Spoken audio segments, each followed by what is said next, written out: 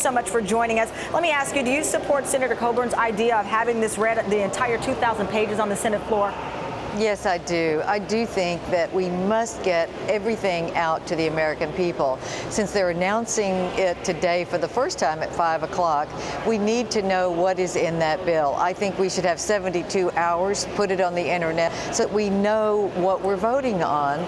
But if we don't have that, for heaven's sakes, we ought to read it publicly. But what about the perception that this is just an attempt to hold up the process? It is not to inform the American people, who many honestly would perhaps not understand a lot of the language worded in the 2,000 pages, or are busy trying to take care of their families and don't have the time to read it, even if it is online, that this is just a tactic. You know, when people are surveyed, one of the #1 complaints they have about Congress, whether it's the Democrats in control or Republicans, is that you don't get anything done.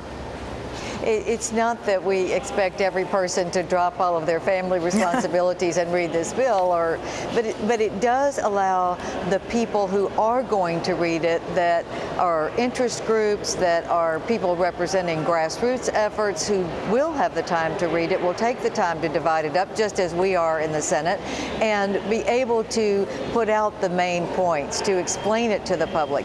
We need to be able to do that too. For heaven's sakes, we're going to be asked to vote on amendments. We ought to know what is in this bill, and I think reading it publicly gives more people a chance to represent their particular interest or grassroots effort. And I think, why not stop and do this right? Why not have more time? Why not take our time? That's what we would like.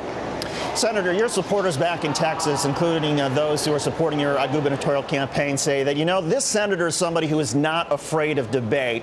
If that's true, then why won't you vote to simply allow this bill to go to the floor so you can have the debate, so the Republicans can offer their amendments and give the American people a clean debate about whether or not this bill is best for the American people or not? Well, let's see what's in the bill before we make that decision. Sometimes you should kill something that is so bad, and right now we know that this is a government takeover of health care. It has mandates and taxes that will affect every American. We have a cut in Medicare that is almost $500 billion.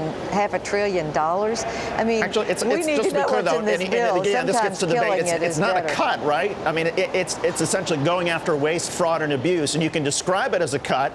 But no, it's taking away Medicare Advantage. 400,000 Texans have Medicare Advantage, and we'll wipe it away.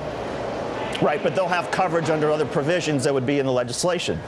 It will not be the Medicare Advantage that they have now. They are going to cut Medicare Advantage, and that is one of the options that a lot of people like. And why would we do that? See, that you're just making the point that we need to know exactly what is in this bill and what the consequences are. Senator, real quick, because we're almost out of time, but in a recent report, Texas was rated as one of the highest with the largest number of uninsured in that state. Time is ticking against those Texans who don't have insurance as well.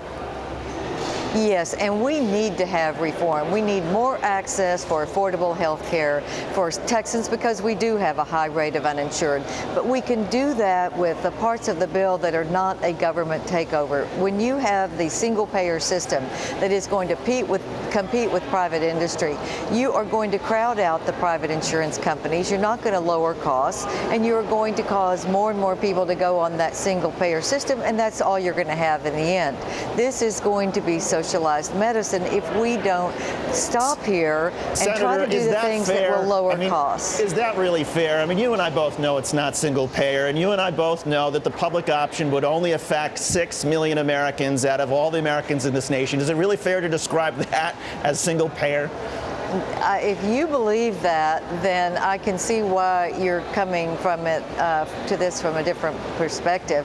It's not going to end up being 6 million people, and it is not going to be more expensive or the same price as private insurance. It's going to crowd out private insurance. It is going to end up with a single-payer system. That's why we're fighting this so hard. Well, Senator, it is always a pleasure to have your perspective, your important perspective. We greatly appreciate it. Senator Kay Bailey Hutchinson, thank you so much, ma'am. Tamara, Sarah Palin's national